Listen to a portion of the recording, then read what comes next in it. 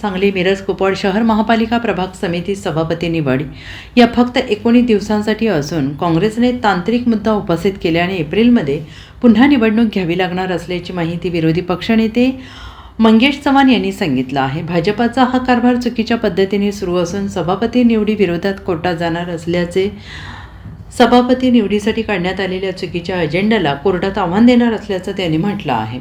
सांगली मिरज कुपवाड शहरातील सांगली महापालिका ह्या बऱ्याच दिवसापासून रखडलेल्या प्रभाग समिती असू देत, महिला बाल कल्याण असू दे व समाज कल्याण असू दे, ह्या सर्वांचे इलेक्शन 13 तारखेला होणार आहे। त्या संदर्भात आज 11 तारखेला आम्ही आमच्या उमेदवारांचे अर्ज आज भरले आहेत।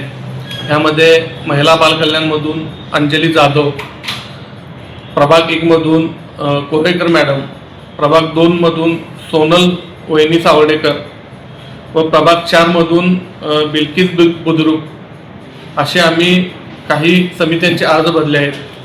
तर हे अर्ज भरत असताना आमच्या नगरसेवकांच्या असं निदर्शनास आलं की महापालिकेचा ज्या निवडीचा अजेंडा काढत असताना हा चुकीच्या पद्धतीनं अजेंडा काढला गेला आहे।